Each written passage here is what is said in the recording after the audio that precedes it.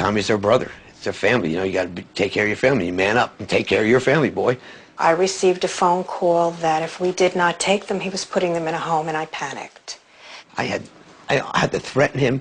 I said, listen, you got to come get the twins. He didn't want to take them. Flo and Kay were forced to leave behind the life they loved in Florida and head back to New Jersey, where fresh troubles lay in wait for them. I didn't think these girls would be a problem at all until they moved in. Adrienne, their brother's wife, found it difficult to adapt to life with the twins. When you're around them long enough, they wear you down.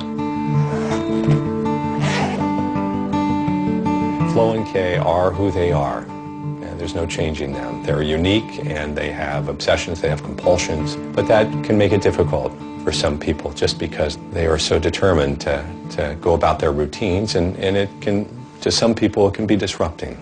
You know, where do they go? Where do they end up? And who is going to best be able to care for them? Not only make it easier for the family, but make it easier for Flo and Kay, and that concerns me. Over the years, Dave Wagner has maintained close contact with Flo and Kay. When I did some news stories on them, they were thrilled, and I think part of that was it was the first time really in their life that anybody had publicly acknowledged that they were special, that they were unusual and had these amazing gifts. I think that meant a lot to them, and I don't think they had gotten a lot of that in their lives. We met our favorite celebrity, Dick Clark. Very nice. Yeah. Whenever I see them or talk to them, it's like like I had just seen them the day before. We just pick up from there. They're a lot of fun. There's my look. How do you do? Oh, nice. How are you? How do you like your hair? Better.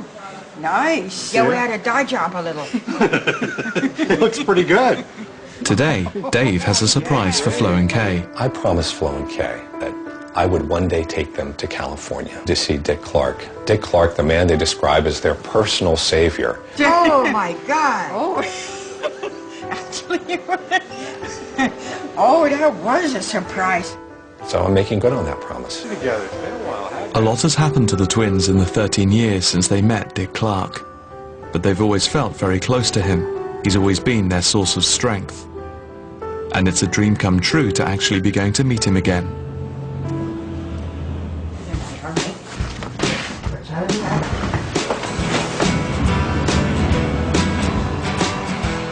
Before going back to California, Dave is going to take them back to the place where they were happiest, Tampa Bay, Florida.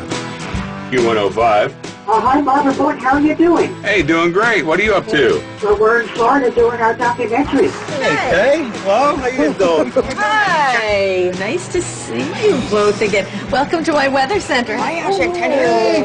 Come on, give me a hug. Oh my God. It's been so long. I am Barbara Boyd. How are you doing? Flo and Kay have missed the friends and local celebrities who were so essential to their routines when they lived in Florida.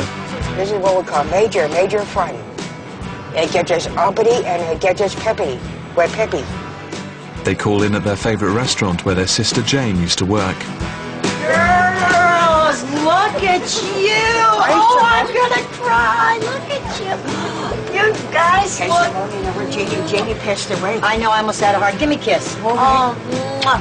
Tell you girls look good. Yeah, you haven't changed a bit. Want something to drink? Yeah, we're gonna have coffee. Yeah, Okay. God, I love you. Let me get you something to drink.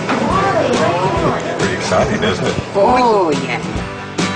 Flo and Kay check out the menu they remember so well. You guys remember the last time you had an omelet here? Yeah, it was Thursday, May 25th, 1995. When was the last time you had veal marsala here?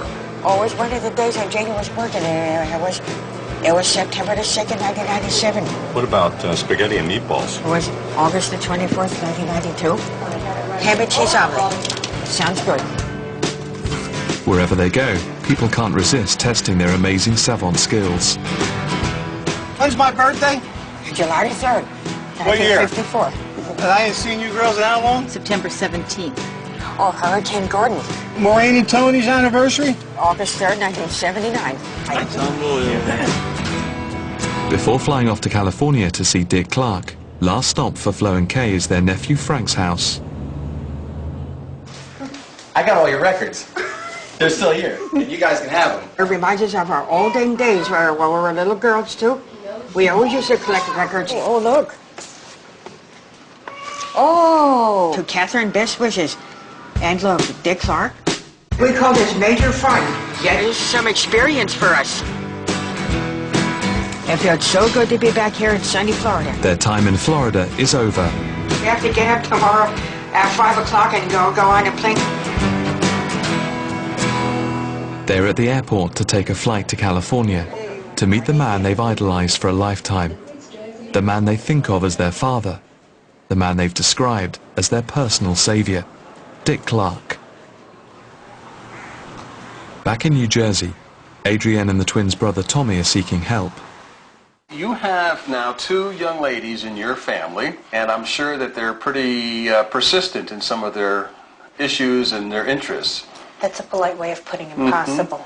Yes. Do you find that... Dr. David Holmes, who specializes in the problems faced by families with autistic children, meets Adrienne and Tommy to work out some kind of future for Flo and Kay. You can't be the sole caregiver 24 hours a day, 7 days a week, 365 days a year. That is absolutely a formula for disaster. And I hear it in your voice right now. It's like you're on the edge and saying, that's about as much as I have time or energy for. They're here with you because they can't live in Florida by themselves, correct? Absolutely, yeah. So, I mean, they would prefer to be in Florida. Of course, but they don't have the capacity to do that. Yeah. But under the current circumstances, this is not going to be tenable forever. And Tom, you probably know that. I mean, Adrienne's in tears, and she's saying, you know, the weight of the needs of your sisters is really hard on her. Let's just do something about that. Let's do it now before we have to do it. See, if you wait until you have to do it, then you don't have any choices. Let's get them into a place of their own. They're going to be treated more like adults as opposed to, you know, 53 or 54-year-old little girls that need to be watched after. He feels that he promised his mom that he would never put them away. I tell you, Mom would say, Tom, that's a brilliant idea. You're going to get them a place of their own? Not my mom. Yeah. Well, it doesn't mean sending them to some large institutional setting or even to some large agency that will take them out of a community. It'll be someplace proximal to where you live. And it'll be a nice apartment situation, and there'll be staff that will rotate in and rotate out. Most important thing is to train them to live independently. It's clear that crisis awaits Flo and Kay on their return from California.